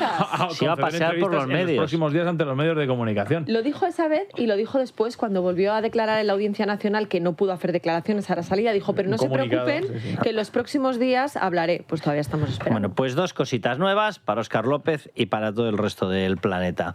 ¿Se acuerdan de una constructora? Primero era española, Aldesa, luego pasó a ser china. Bien, se le disparaban los contratos. Lleva acumulados más de 550 millones de euros en contratos. Aldesa y Huawei son 2 de los principales clientes que pasaban, clientes, empresas, asociadas, llámenlo ustedes como quieran, que pasaban por esos lobbies que había montado José Luis Rodríguez Zapatero. Por cierto, que eran lobbies de ida y vuelta. Lobby en China, donde estaba José Luis Rodríguez Zapatero, el Gates Center, más luego un Consejo Económico de Cooperación y Desarrollo, Europa-China, una cosa de estas muy superlativa, muy grandilocuente, que era otro chiringuito de tomo y lomo. Bien, pero digo que eran de ida y vuelta porque ibas y al volver te encontrabas con que pasabas, ¿por dónde? Por Blanco y en Botella. Pasabas por la consultora Acento. ¿Y hay quien te gestionaba? Pepe Blanco, que ahora ya se ha encargado de empaquetar la consultora. Ha liquidado, ha hecho caja y aquí os quedáis, que esto huele a muerto de muchísimo cuidado. Bien, bueno, pues esta empresa, Aldesa, en el mes de junio ahora acaba de conseguir una nueva obra. Una nueva obra por valor de casi 12,6 millones de euros. Ahora, con lo cual la pregunta es obvia. ¿La cloaca estaba o está operativa? ¿Las tramas de Zapatero estaban o están operativas? La obra, por cierto, encima es aquí, en la Comunidad de Madrid. Vamos, que se la han endosado, se la han empaquetado en territorio de Isabel Díaz Ayuso. Sin mediación alguna, evidentemente. Pero ahí te fastidias que te la coloco. En un tren de cercanías, Madrid-Soto del Real. Mira, van a poder sacarle partido, los del Partido Socialista. Esto va a ser más con billete de ida que con billete de vuelta. Pero bueno, 12,59 millones de adjudicación nueva. No había otra empresa. Y repito, con esto ya suma y supera con creces los 550 millones. Bueno, 550 es entre Aldesa y Puentes y Calzadas, que es otra mercantil que está controlada por la estatal china CCCC.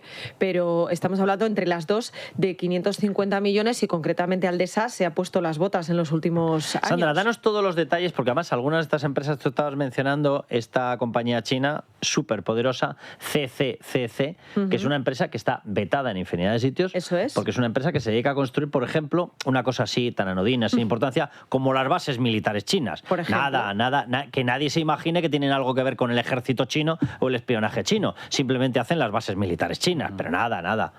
Bueno, esta última adjudicación a la que hacía referencia tú hace un minuto es, como decías, la obra de ampliación de la red de cercanías de Madrid hasta Soto del Real por un importe de 12,5 millones y además es curioso porque cuando uno ve el expediente que salió a licitación en enero de este año, el presupuesto base sin impuestos era de 14,7 millones y el valor estimado era de 17,6. Se presentaron 21 licitadores y finalmente se ha quedado por debajo de estas cifras. Se lo ha llevado Aldesa por 12,5 millones. No sé si luego pasará como en otras obras que luego va engordando con... Vamos, pon el cronómetro en marcha a ver cuándo viene la ampliación de presupuesto. Eso es. Bueno, de todas formas... He dicho 12, era 14. Y luego, 14, espera, 16. Sí.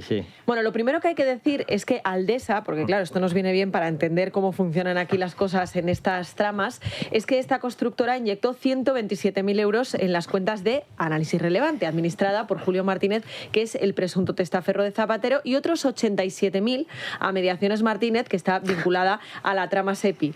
Claro, ¿en calidad de qué les da este dinero a estas empresas? Pues nos dicen que, como no, por informes de consultoría externa.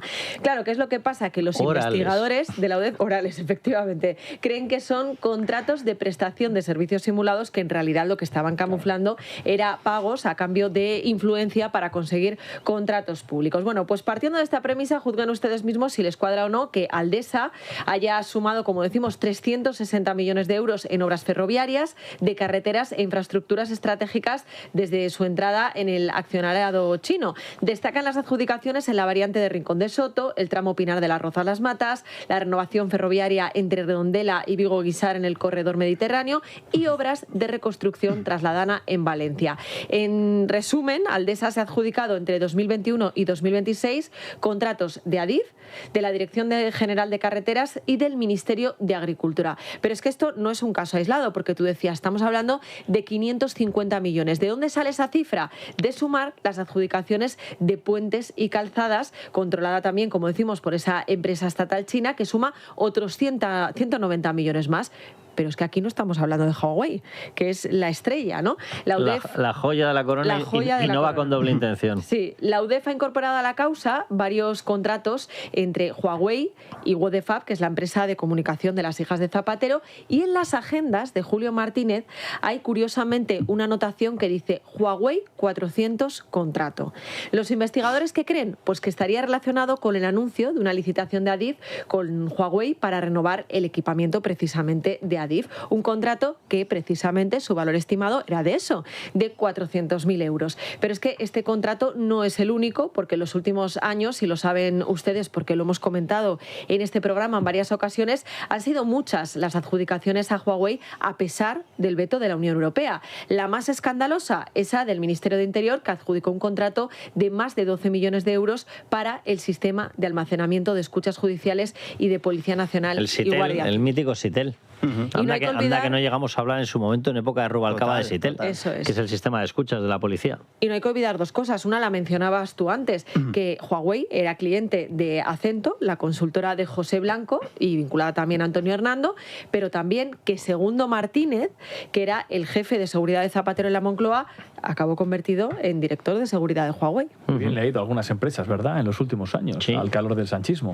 Porque Aldesa... Y del zapaterismo. Sí, no, es que... y del blanquismo. Claro. Ha habido muchas, o sea...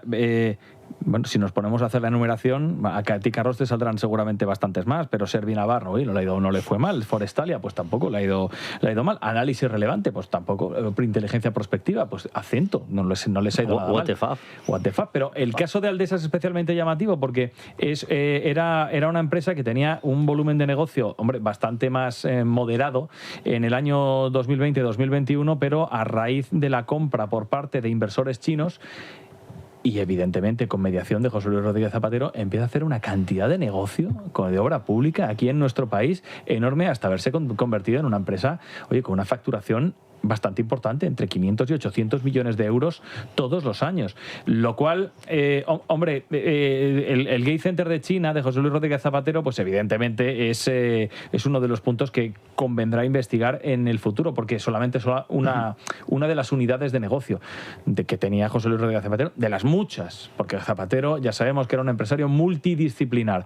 Ahora bien, que haya habido tantas empresas que hayan crecido esta barbaridad al calor del sanchismo me parece una de las cosas más llamativas y sospechosas. Y aparte, la prueba de quién estaba detrás y quién era el mandado pagado, con mucha capacidad de decisión dentro de España, pero no dejaba de ser el mandado pagado por China. La prueba es qué persona aparece en medio de todas estas historias. Miguelito Duch. Claro. Miguelito Duch, que tiene su nombre chino, pero aquí operaba como Miguel Duch. Pues Miguel Duch te aparece en el Gate Center. ¿Y qué es lo que considera el CNI que es Miguel Duch? Un espía chino. Sí, sí.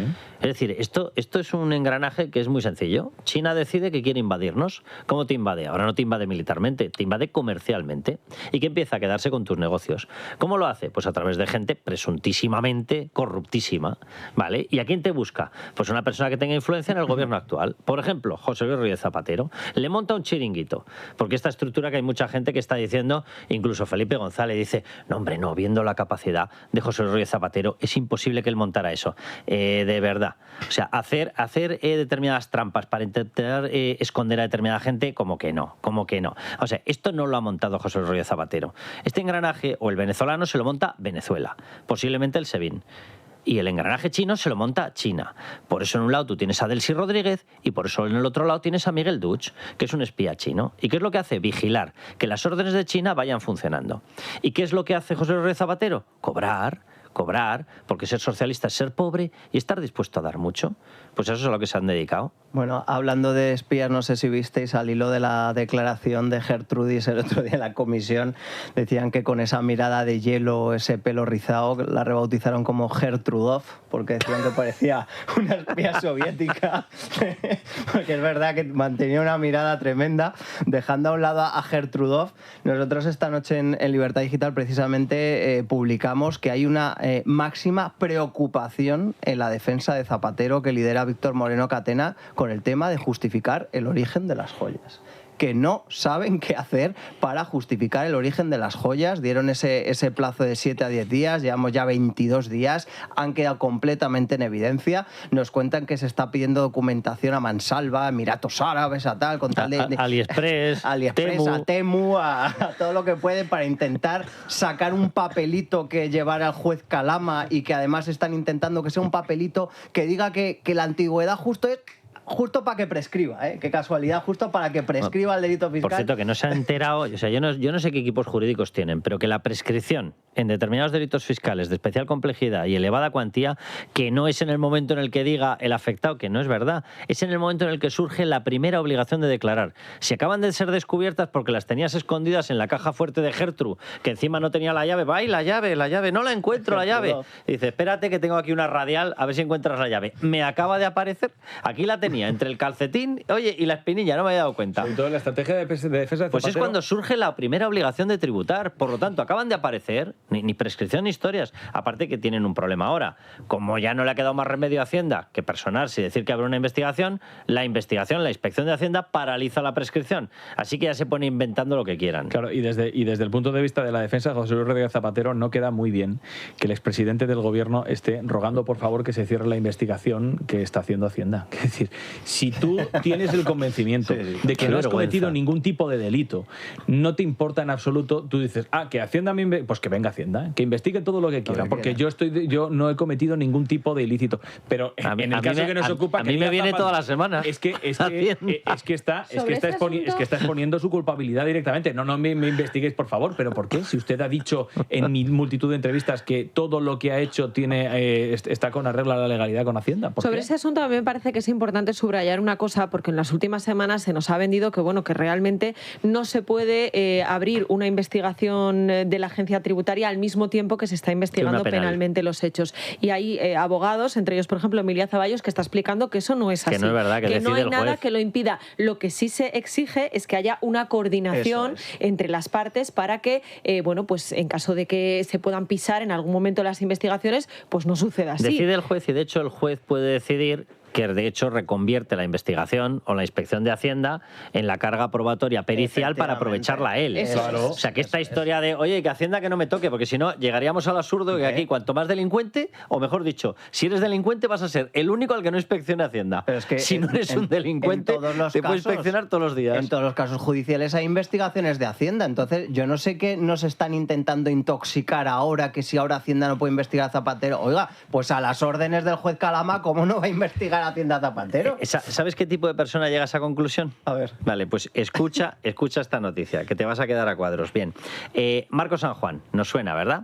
El que era presidente del Tribunal Económico Administrativo Central, que resulta que le caza la Fiscalía Anticorrupción, hay una serie de denuncias, y le cazan y tiene ya una querella, presunto, todo presunto, todo presuntísimo. Bien, tiene una querella porque resulta que cobraba por parar inspecciones fiscales. Cuando le empiezan a apretar un poquito las tuercas en la investigación, a él se le escapa una frase y dice, ey, que el dinero no era solo para mí, que yo repartía en el Ministerio de Hacienda. Y dice, sí, pues ya nos está diciendo usted con quién, ¿eh? Bien, no va a ser que haya también primos por ahí, no sé si de Montero, suyos o de quién. Bueno, pues este señor, María Jesús Montero, toma la decisión de, ¿cómo lo voy a quitar? No, lo muevo. ¿A dónde lo mueve? Lo mueve como jefe de la inspección. ¿En qué zona? En la zona de la Delegación Especial de la Comunidad Valenciana. ¿Sabéis qué área de Hacienda está contribuyendo a la investigación de la trama Zapatero? Justo la del número 3 de María Jesús Montero. ¿Qué os parece? Uf. Claro, es que es evidente que nos dirán, bueno, es que no es que... Esto no es todo queda en casa, esto no queda en nada. Claro, pero lo que nos van a decir es, bueno, es que lo investiga Valencia porque es verdad que Julito Martínez, el presunto testaferro de Zapatero, es de Alicante, es de Elda, y entonces es la que le corresponde. Ya, si el problema es que hace un señor que está imputado por perdonar delitos fiscales a otros a cambios de mordidas como jefe de la Delegación Especial de la Agencia Tributaria en la Comunidad Valenciana. Le han aparecido a este señor fajos de dinero, rulos de dinero metidos en la barbacoa, metidos en el cuarto de baño, metidos, que este es el mejor escondite que yo he encontrado nunca jamás. No sé, si algún día me da por ser un delincuente, voy a imitar esta práctica. En manuales de cumplimiento tributario. Tenía una biblioteca, una librería así en su casa, y lo tenía metido el dinero con fajos así metidos en los libros de manual de cumplimiento tributario. Que estaban rodeados además de peluches verdes. Sí, había una legión protectora que eran peluches de dragoncillos, peluches de unicornios. Y dice, Dios bendito, qué escondite se buscan algunos. Pues ahí, en el manual de cumplimiento tributario tenían los fajos de dinero. La pasta. Bueno, lo de las investigaciones estas de Hacienda caseras, ya recordamos, sin ir más lejos, la de que hicieron a David Sánchez. Ya. Al final, lo de casera dices porque el casero era su hermano, ¿no? Al final ha quedado en nada, y es verdad que, joder, Hacienda cuando quiere es implacable, oye, pero casualmente con gente próxima a Sánchez o al gobierno, pues parece que va a quedar en nada, ¿no? Bueno, habrá que ver, pero vamos, desde luego yo creo que es importante esclarecer todo, que no intoxiquen, que Hacienda investiga a Zapatero, a sus hijas y a su mujer de arriba abajo. Por cierto, nos cuentan también que Zapatero está hundido, precisamente por esa imputación de su familia. Lo siento. siento, cómo lo siento. Claro, pues es que es el que les ha metido en el lío. Yo, pues. después de No se va a ver... ir a Lanzarote este año. Claro, Zapatero. después de ver 4.000 asesinatos políticos en Venezuela amparados por las gestiones de este señor, ¿cómo siento que esté en una fase depresiva? Es que creo que esta noche no voy a dormir. O sea, después de ver los 1.000 presos políticos rotatorios que tenían en Venezuela y después de ver prisiones como La Tumba o el Helicoide, sistemáticamente de tortura a cualquier persona que cogieran, jóvenes, mujeres, mayores, después de ver cómo ha contribuido a sacar a todos los líderes opositores para debilitar la democratización del país, voy a sufrir viéndole arrastrado lo que no os podéis imaginar. Por si alguien tenía dudas, no es que sea ironía, hay toneladas de ironía aquí. El gobierno tiene una contradicción que no es capaz ni va a ser capaz de resolver con respecto a lo de José Luis Rodríguez Zapatero en la investigación de Hacienda. Hoy ha dicho Óscar López que no hay ningún elemento que le haga dudar de la inocencia de José Luis Rodríguez Zapatero. Y dices, ¿y entonces cómo es posible que esté persona de la abogacía del Estado? Yo tampoco tengo ninguna duda, ¿eh? No hay ninguna inocencia. No, de la culpabilidad. Sí, exacto. Bueno, claro.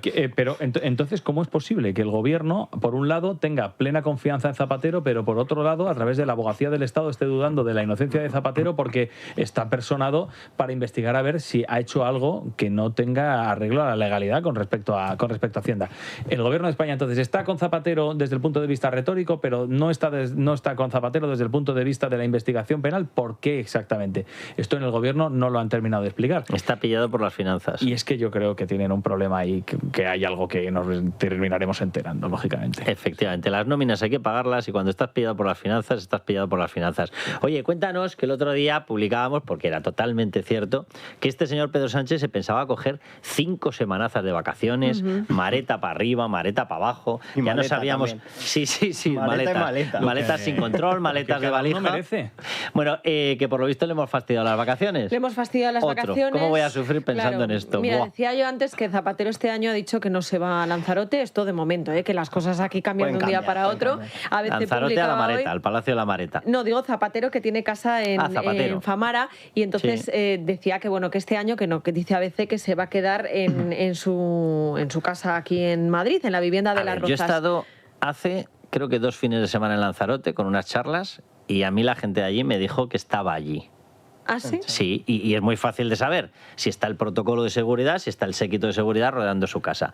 O sea que me suena mentirijilla esto, ¿eh? Igual a lo mejor es que ha adelantado las vacaciones. No lo sé. Pero me suena mentirijilla de cuidado. Él dice que se va a quedar aquí este verano y Sánchez, que efectivamente, lo contábamos el otro día, se había programado las cosas de tal manera que se iba a coger 5 semanazas de vacaciones, a pesar de la que está cayendo, pues ha dicho, hombre, esto va a quedar un poco feo, ya he visto la que se ha montado con los titulares en la prensa, y entonces pues ha puesto un Consejo de Ministros el 25 de agosto, así acorta una semanita y disimulamos un poquito más. Lo mismo acude como Sarajes con voto delegado. Que aún así tampoco está mal, porque según las nuevas fechas se va el 28 de julio y vuelve el 25 de agosto, o sea que no está mal, vamos. O sea que se coge un mes, básicamente.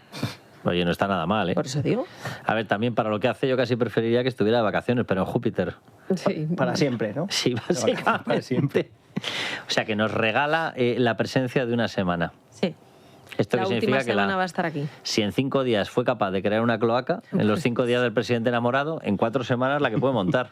Puede montar de todo, veremos a ver también qué pasa con su mujer, si quieren viajar a otros sitios, si no, porque ya sabéis que estamos pendientes de Begoña Gómez, de esas medidas cautelares. Oye, ¿no será que está cambiando, esto no va de broma, que está cambiando una de las semanas, claro, para que si no tiene pasaporte, Begoña Gómez, a ver cómo se lo montan, porque normalmente sí van también a Andorra. Al hotel a Dominicana ya no pueden ir. A Dominicana no va a poder ir, no va a poder ir. Ahí les van a jorobar, ¿eh? Sí. Bueno, igual... A lo mejor nos llevamos una sorpresa, la audiencia provincial decide devolverle el pasaporte a Begoña Gómez en contra del criterio de... Y entonces ¿Lo dices como opinión o como información? No, lo digo como una suposición. O intuición. No lo tengo. No, como una suposición. Lo digo porque entonces el gobierno de España tendrá una nueva contradicción, que es que, claro, si los superiores jerárquicos han venido sustentando gran parte de las investigaciones del juez Peinado, ¿esto cómo lo explicamos? Porque, claro, que cojan al juez Peinado y digan, no, es que una de las cosas que has decidido la vamos a coger y la vamos a echar atrás. Esto en el gobierno de España, ¿cómo lo van a defender? ¿Como algo bueno, como algo malo, como que el superior jerárquico está bien, como que el juez Peinado en realidad lo ha hecho mal? Dirán que evidentemente lo ha hecho mal. Bueno, pues vamos a ver. Ahora, yo no no lo descartaría, ¿eh? No lo descartaría que esto al juez Peinado se lo echen. Sobre todo porque yo considero que el juez Peinado en esta decisión, que se puede defender perfectamente, porque todos hemos visto que Puigdemont entró en España y salió de España, y aquí no pasó absolutamente nada. Pero claro, es que yo creo que ya cuando se ha puesto a dar hoy el argumento de lo de Bettino Craxi y todas estas cosas, me parece ya un poco que roza la extravagancia. Quiero decir, Bettino Craxi, con el tema de Tangentopoli, que hemos mencionado aquí en numerosas ocasiones, no era ni siquiera primer ministro italiano cuando se fue y huyó a Túnez, era solamente diputado. Entonces, me parece un poco exagerado el argumento. Como aquí tenemos un equipo que es la pera, Isaac Vizcaíno, que es un técnico de 3 pares de narices, aparte de técnico, nos va documentando. Fíjate, había dicho yo no es verdad, había dicho yo lo de Andorra. Hay un acuerdo por el cual Andorra, para cruzar, si eres miembro nacional de un Estado miembro, no necesitas el pasaporte, te vale con el DNI. O sea que al hotelazo de Andorra sí que se puede ir. A ver si esa reducción de una semana es porque van a ser 4 en la Mareta y 1 en Andorra. Bueno, puede ser, no lo saben, pero por lo pronto, de momento, lo que tenemos claro es que estos días van a estar en Londres el matrimonio presidencial, porque hoy Begoña Gómez ha recogido su pasaporte. Ya saben que el juez sustituto de Peinado no le ha permitido viajar a la cumbre de la OTAN, pero sí le ha dejado ir a la graduación de su hija, que tiene lugar estos días en Londres, y hoy Begoña Gómez se ha personado a recoger el pasaporte y está Se gradúa en ADE y en Marketing en ESIC, ¿verdad? En ESIC, pero en Londres. Eso es. Que es una escuela privada de raíz eminentísimamente católica. ESIC fue creada por gente totalmente vinculada a la Iglesia Católica, y además en Londres. Una cosa barata, católica y privada. Lo de pero barata es... la coherencia nunca ha sido el fuerte del Partido Socialista. Ella estudió en ESIC, pero cuando ESIC no tenía titulaciones homologadas. Claro, por eso ella no es universitaria.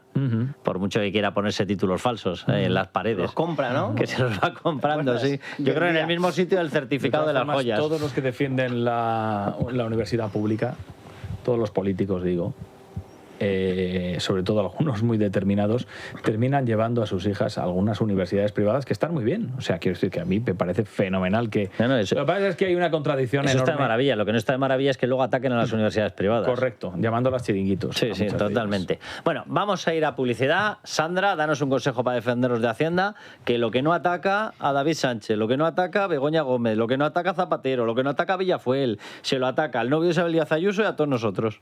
Bueno, pues muy pronto va a ser obligatoria la facturación digital, y desde Radio queremos que tu negocio cumpla con la normativa Verifactu. Por eso te recomendamos Prana, que es el software de gestión más sencillo e intuitivo del mercado. Prana optimiza todos los procesos con una única aplicación y desde solo 19 € al mes. Pruébalo gratis 30 días y disfruta de un 10% de descuento adicional en todos los planes solo por ser oyente de Radio. Visita pranalibertad.com e introduce el código LD10. Ricardo González Mangas, bienvenido. Muy buenas noches, Carlos. Bueno, Donald Trump ha cerrado la cumbre de la OTAN en Turquía con una rueda de prensa en la que ha dicho que confía en que los aliados aumenten el gasto en defensa hasta el 5% del PIB. El presidente de los Estados Unidos, Donald Trump, después de cargar duramente contra los aliados europeos de la OTAN, ha dicho que ve progresos, pero que hay que alcanzar ese 5%. Dice también que hay un par de países que no quieren alcanzar ese compromiso, pero que terminarán pasando por el aro. En ese momento no se ha referido directamente a España, pero sí lo ha hecho más tarde. Lo ha hecho en una mención de pasada diciendo que España no se ha portado bien. El presidente del gobierno, Pedro Sánchez, poco antes ha reconocido que ha hablado con Donald Trump durante la cumbre de la OTAN, pero que ha sido en un contexto informal en el que han hablado tan solo del Mundial de Fútbol. Sánchez ha vuelto a negar que España vaya a elevar el gasto en defensa al 5%, y después del duro ataque de Trump a nuestro país esta mañana pidiendo cortar toda la relación comercial con España, el presidente ha pedido calma y dice que no habrá consecuencias. Calma y paciencia y una cierta normalidad también, porque al fin y al cabo, cuando uno se aleja un poco de este tipo de declaraciones, lo que ve es que las relaciones entre Estados Unidos y España son unas relaciones en lo social, en lo cultural, en lo económico y también en lo político muy positivas. muy, muy positivas. Sepan que mañana la ministra de Defensa, Margarita Robles, se reunirá con el embajador de Estados Unidos en España, Benjamín León, después de las amenazas de Trump a nuestro país. Bueno, y sobre la guerra en Irán, Trump ha amenazado a los ayatolás con volver a atacarles esta noche y ha abierto la puerta a restablecer el bloqueo en el estrecho de Hormuz. Lo ha hecho en esa rueda de prensa posterior a la cumbre de la OTAN, hora después de dar por roto el alto el fuego y el memorando de entendimiento entre Estados Unidos e Irán. Las negociaciones entre ambos países ahora mismo están en el aire y eso se nota en los mercados. El petróleo ha subido esta tarde hasta los $80 el barril. Además, ha sido una jornada muy complicada en las bolsas europeas. Carlos Gallardo. Los mercados bursátiles europeos caen en conjunto de forma contundente, debido a la ruptura del alto al fuego entre Estados Unidos e Irán, que afecta de manera directa al suministro de petróleo mundial. La bolsa de Frankfurt ha sido la más afectada, bajando un 2,28%, París y Madrid un 2,06%, Milán un 1,68% y Londres un 1,5%. Bueno, y dejando a un lado la crónica internacional, Pedro Sánchez ya se encuentra en Londres para asistir a la graduación de su hija junto a Begoña Gómez. En la agenda oficial de Moncloa, mañana el presidente no tiene ningún acto. Hoy hemos sabido que la mujer del presidente ha ido a recoger su pasaporte. Recuerden que el juez sustituto de Juan Carlos Peinado autorizó ese viaje a Londres entre el 8 de julio y el próximo viernes 10 de julio. Bueno, y una vez más está siendo un día complicado en la alta velocidad española. Nuevos retrasos en el AVE entre Madrid y Andalucía. Hay retrasos por culpa de un robo de cable producido entre Ciudad Real y la localidad de Malagón, según ha podido informar Adif. Además, hay mucho enfado en la estación de Madrid-Chamartín porque un tren destino Santiago de Compostela este mediodía ha quedado enganchado en la catenaria. Se siguen registrando retrasos y aglomeraciones en la estación de la capital. Y un par de asuntos más. El incendio que afecta a la localidad de Gavà, en Barcelona, ya se encuentra perimetrado, aunque los servicios de emergencia siguen trabajando en la zona. También mejoran los incendios en la provincia de León, donde tan solo queda uno en riesgo 1. Y esta tarde, la infanta Sofía... Nadie elige enseñar por dinero o por reconocimiento. Lo sabéis bien vosotros. Y todos, también los más jóvenes, somos conscientes de que hay problemas. Ha pronunciado su primer discurso oficial con el apoyo de los reyes y de la princesa Leonor. Ha sido en Zaragoza, donde ha presidido la primera edición de la entrega de ayudas del programa Docentes Referentes de la Fundación Ibercaja. Bueno, pues vamos a hablar de esa regularización de inmigrantes que han entrado ilegalmente en España, que el gobierno nos presentó a todos los españoles diciendo van a ser 500.000 personas. De hecho, especificaba, o en los datos que dio decía, van a ser 700.000 los que lo van a solicitar, pero luego se lo vamos a rechazar a 200.000. Bien, en estos momentos el número de solicitudes es de 1,2 millones. Es decir, donde decía que iban a ser 700.000, 1,2 millones. Vale. ¿Cuál es el problema añadido? Que ellos decían 700.000 menos 200.000 y así salían los 500.000.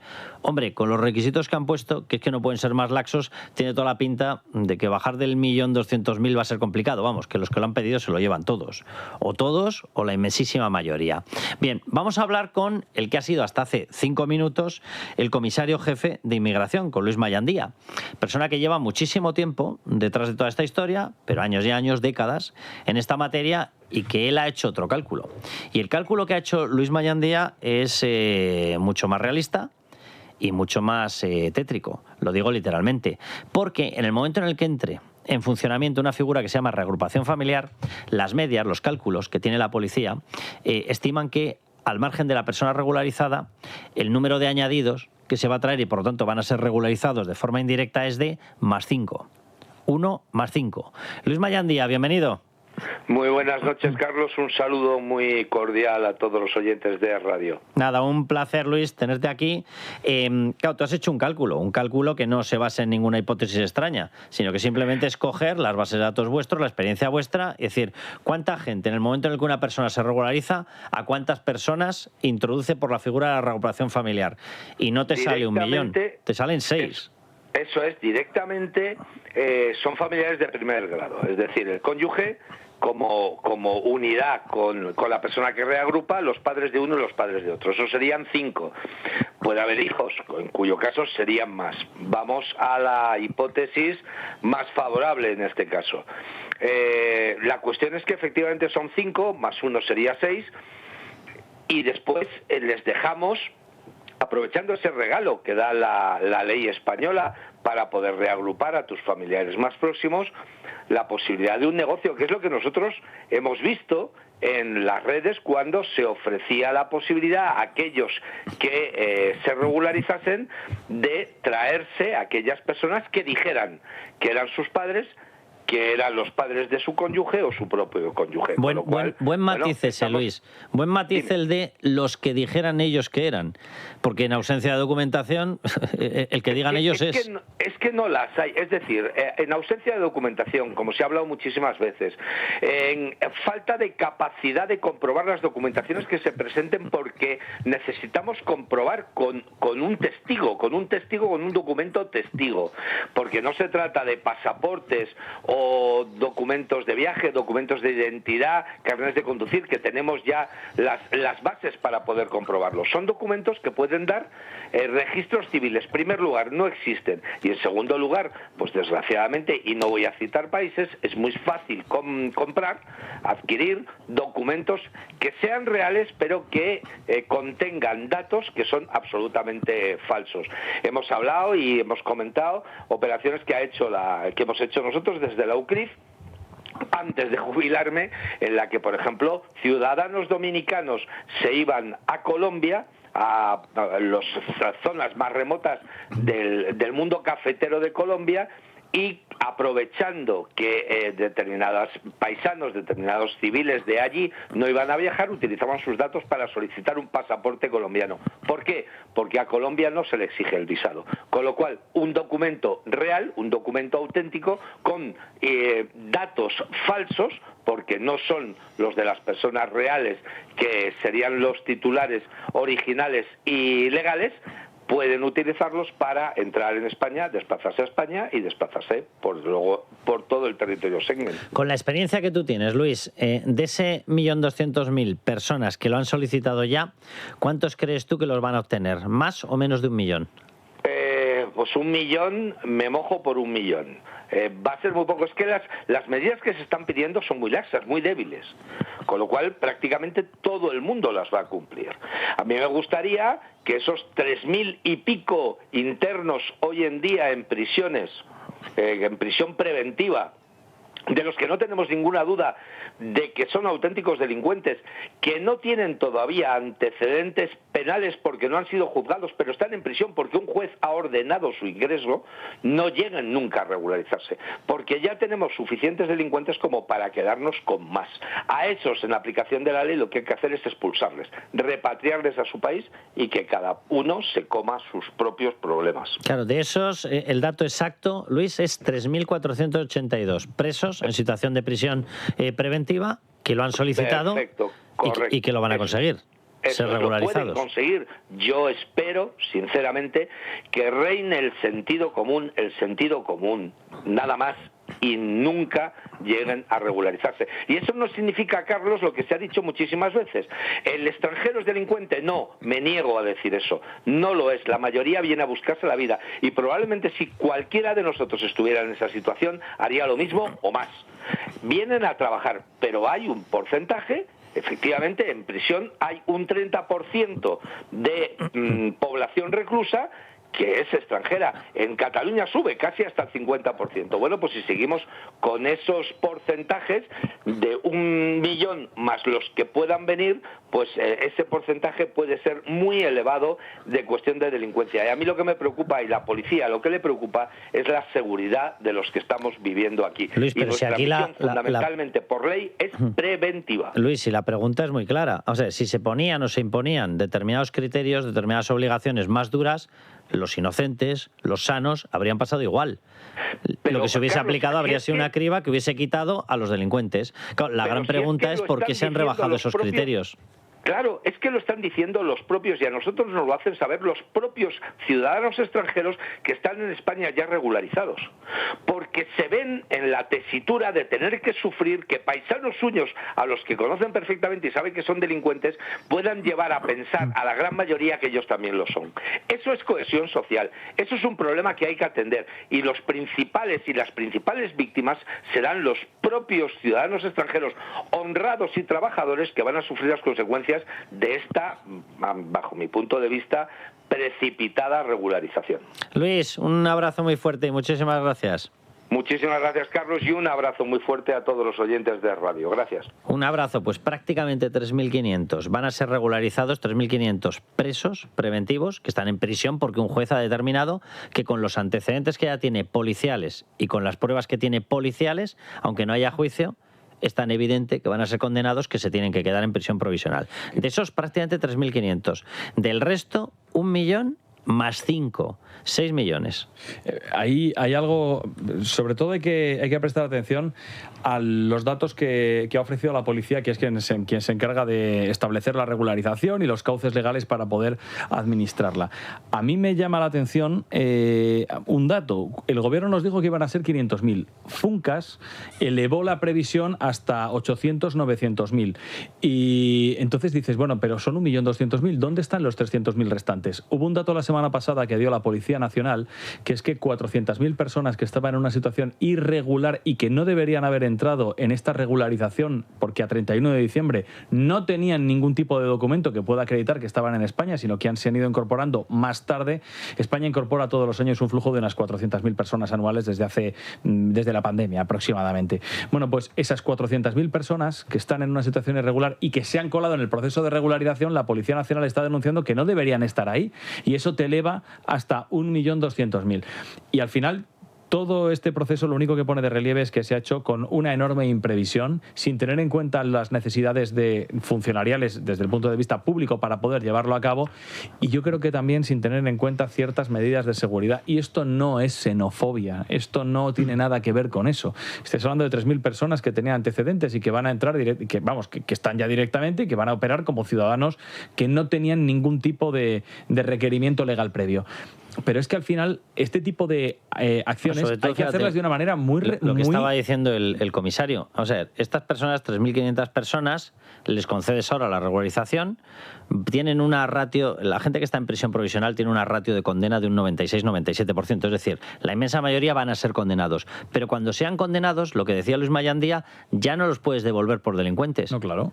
Claro, porque ya los tienes regularizados. Y te tienes es decir, que te los comes. Claro. Te los comes. Sí, el gran problema que existe, y de esto se están quejando en Europa, es que mientras en Europa están haciendo unos reglamentos para que la contención del flujo de inmigración se contenga, en España estamos haciendo exactamente lo contrario. Y el gran problema, yo creo, es... Perfecto, España va a incorporar a todos estos inmigrantes. Bueno, pues vale, pero ¿se está aportando el dinero para que los servicios públicos sean capaces de sostenerlos sin que haya una afectación de cara a toda la ciudadanía, que dentro de nada vamos a ser 50 millones de personas? Yo creo que la respuesta es no. Sandra, que ha salido una noticia en OK Diario importante, sobre todo porque es que lleva la prueba, lleva el audio. Eso y es una grabación del PSOE argentino, donde todo lo que hemos estado diciendo nosotros sobre la ley de nietos, anda, que lo dice el PSOE argentino. ¿Qué cosas? Concretamente es una entrevista de hace unos años de la número 1 del Partido Socialista en Argentina, que se llama Lorena Suárez, donde admite que la ley de nietos era solo para el franquismo y que se amplió por la puerta de atrás. Traducido, que cuando sale esa instrucción de Sofía Puente, de la hermana de Óscar Puente, que reinterpreta la ley y amplía de manera extraordinaria ese derecho, incluyendo a todas las personas que hubieran salido de España en aquellos años, pues ellos eran perfectamente conscientes porque eso era exactamente lo que buscaban. El audio que van a escuchar corresponde, como decimos, a una entrevista de Lorena Suárez, que es la secretaria general del Partido Socialista en Argentina, en la Radio Nacional Argentina en octubre de 2023. Ese artículo específicamente reconoce que hubo inmigrantes debido al franquismo y que en ese caso vale para tenerlos en cuenta y poder otorgarles la nacionalidad. Allá, siempre cuando hay una ley de estas características sale inmediatamente, unos días después, un instructivo, que el instructivo ya va con más detalle, ¿viste? Dice quiénes entran, quiénes no entran. Y ahí nosotros, ni bien sale la ley, nos pusimos a trabajar para que ese instructivo fuera lo más amplio posible. Bueno, pues ahí estaban escuchando. Trabajaron tanto que violaron la ley, sí. Eso es, y bueno, pues hacía referencia abiertamente a esa instrucción de Sofía Puente, que lo que hacía era reinterpretar la ley de nietos. Que literalmente se lo inventa. Sí, sí. O sea, en la ley, que la ley es un bodrio, pero la ley es un bodrio que tenía una serie de exigencias. Es decir, ¿podías acogerte a esta historia? Sí, si había sufrido violencia, se te habría quitado patrimonio, había habido violaciones de tus derechos fundamentales. Bueno, introdujo una morcilla, Sofía Puente, la hermana de Óscar Puente. Prada. Sí, que evidentemente es la hermana lista de la familia. Bueno, pues introdujo una morcilla en la que pone: se considerarán, se presumirán exiliados todos los que han salido entre el 36 y el 55. ¡Hala! Fin de la discusión. Pues eso es lo que reconoce la número 1 del Partido Socialista de Argentina, y van a ver este otro fragmento donde dice que bueno, que están muy contentos porque evidentemente esto ha permitido que no haya que demostrar absolutamente nada. Bien. Y bueno, y se logró, la verdad que estamos recontra conformes, que diría el 80% de los colectivos que están, digamos, que estaban incluidos en la ley de nacionalidad entraron en esta ley, quedaron muy poquitos afuera, y bueno, y entran los nietos, los bisnietos, no hay que demostrar razones de ningún tipo, digamos, vale con que tengas un lazo de sangre y puedas demostrarlo. Un lazo de sangre o un lazo en el paquete de donuts. O sea, te vale con cualquier cosa. O sea, es que no necesitas nada. Pero es que lo dice ella. O sea, lo mismo que estábamos nosotros denunciando, exactamente lo mismo que estaba aquí negando el gobierno, pues ahora aparecen los suyos y dicen, hombre, claro. De hecho, estábamos, como ha dicho, recontraconformes. Estoy recontraconforme. Bueno, claro. es que aquí al final por la caridad entró la peste, ¿no? Entonces nos venden por un lado la caridad de el sentimentalismo, de los exiliados, de tal y cual, para enchufarnos aquí 1 millón de personas que ni van a vivir en España, que les da igual España y que van a poder votar, que el único objetivo del gobierno, utilizando ese sentimentalismo de los exiliados, es simplemente dopar el censo electoral porque han hecho sus cálculos, sus datos, y si lo hacen es porque ellos creen que eso les va a beneficiar para intentar ganar las elecciones. Eso por un lado. La ley de los nietos, bisabuelos, ancestros que van a recurrir ya a antepasados de hace 500 años que vivieron en España, que también van a poder votar, ¿no? Eso por un lado. Y por otro lado, lo de la regularización de los inmigrantes. Nos venden la moto, claro, los pobres inmigrantes, ¿qué tal? Y nos están enchufando a inmigrantes delincuentes, como bien ha dicho el comisario. O sea, aquí la mayoría viene a trabajar, pero un porcentaje también viene a delinquir o está delinquiendo. Y eso no se puede permitir. Y eso no es xenofobia, eso no es racismo, eso es simplemente datos, ¿no? Como decía, la mitad ya en Cataluña de los delincuentes que hay son extranjeros. Y esos son datos de la policía, ¿no? Nadie se los está inventando. Entonces nos están metiendo, por un lado, el sentimentalismo para meternos a delincuentes, y por otro lado, el sentimentalismo para insuflar, dopar el censo electoral, y todo con el mismo objetivo, que es a corto y a medio plazo tener más votos. Oye, yo leo aquí en el diccionario de la lengua española, Real Academia Española, segunda acepción de pucherazo, fraude electoral, que consiste en alterar el resultado del escrutinio de votos. Pues tal cual. Tal cual. Tal cual. O sea, te has inventado 1 millón de votos, claro, que los vas a meter, ¿con qué objetivo? Con el de alterar el resultado del escrutinio de votos. Pues ya está. Les da igual los exiliados, les da igual los inmigrantes trabajadores, lo único que quieren es dopar el censo electoral para hacer un pucherazo a corto y medio plazo, punto. Si hubiera cierta conciencia en determinados lugares, empezarían a recordar y a reclamar también, de alguna manera, que las personas que en su momento tuvieron que salir del País Vasco como consecuencia de la diáspora y de los asesinatos de la banda terrorista ETA también tendrían, en consecuencia, derecho a votar en unas elecciones en el País Vasco. Pero esto no se hace, porque entonces, hombre, muchas de esas personas podrían alterar el censo electoral en el País Vasco, porque fueron más de 200.000 y ahora probablemente con hijos y nietos sean bastante. Y fíjate, con una diferencia, además, porque evidentemente tú sigues viviendo en España, tú sigues teniendo amigos allí, tú sigues teniendo familiares allí. Es decir, tú no has cortado la conexión. No. Es que aquí estamos hablando de gente, lo que decía Miguel Ángel, que sabe de España lo justo para ponerla en el mapa, si es que la ponen en el mapa. Es decir, que es gente que dices, pero a mí esta historia, que sí, que evidentemente nadie tiene que ser expulsado por ninguna dictadura, pero una persona que lleva 2, 3 generaciones fuera, que no tiene ninguna vinculación con el país, esa persona tiene que votar sin ninguna prueba de arraigo, sin ir al país a vivir, sin estar vinculado al país, ¿y qué es lo que va a votar? Impuestos. Sin tener conocimiento de nada, sin pagar impuestos, efectivamente, esa persona tiene que tener derecho a votar. O sea, es que a los que nos echaron del País Vasco no hemos perdido el contacto. O sea, yo sigo teniendo familia en Navarra, que evidentemente no es el País Vasco, pero a mí me preguntas por cosas del País Vasco y sé perfectamente todo lo que pasa, y sé perfectamente cuáles son los partidos políticos, y sé perfectamente quiénes son los mayores bilduetarras del planeta, asquerosos, y lo sabes perfectamente. Tienes un concepto de lo que podrías votar. Es que esta gente no tiene ningún concepto de lo que podrías votar, y a ellos sí se les va a dar un derecho a voto y a nosotros ni se nos plantea. Es que es surrealista el tema, pero literalmente.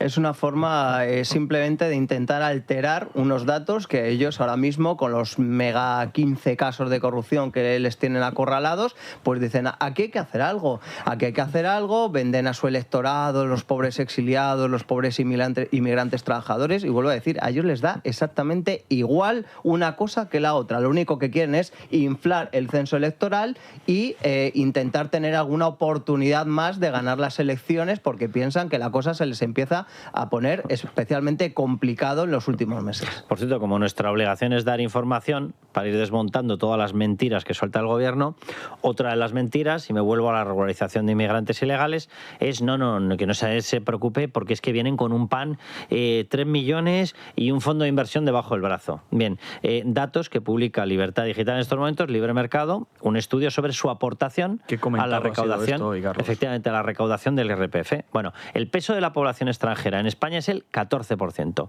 ¿Saben cuánto aporta de la recaudación total del IRPF? El 5,19%. ¿Pero de qué están hablando? ¿De qué están hablando? O sea, pero si es que esto no es que precisamente lo que es insultante para los inmigrantes es lo suyo. Si una persona viene porque no consigue ganarse la vida en sus países. Entonces, si no consigue ganarse la vida en los países más pobres, ¿va a ser el más rico en un país rico? O sea, esta es la gran cosa sesuda que se ha sacado de la manga. ¿Quién? Manolito de la Rocha. ¿Quién? Carlos Cuerpo. ¿Quién se lo ha sacado de la manga? Lo cual echa por tierra el argumento de que el Partido Popular quería 20 millones de afiliados y el Partido Socialista ha conseguido 22 millones. Claro, si tú incorporas a tantísimos inmigrantes, a tantísimas personas que vienen de fuera, pues lógicamente tendrán que trabajar en algo y van a afiliarse a la Seguridad Social. La clave de todo esto es la calidad del empleo que aportan todas estas personas. Y no es ni mucho menos la mejor. Y ojo, no es su culpa, ¿eh? No es su culpa. Es culpa de un modelo establecido por el Gobierno de España que pretende sustentar los servicios públicos a base de inmigración que no tiene la más alta cualificación. Bueno, nos vamos a publicidad, volvemos con Nicolás Pascual de la Parte y vamos a hablar de lo que ha ocurrido en esa cumbre de la OTAN y de lo que está ocurriendo en el tema de Irán. La noche de Cuesta, con Carlos Cuesta.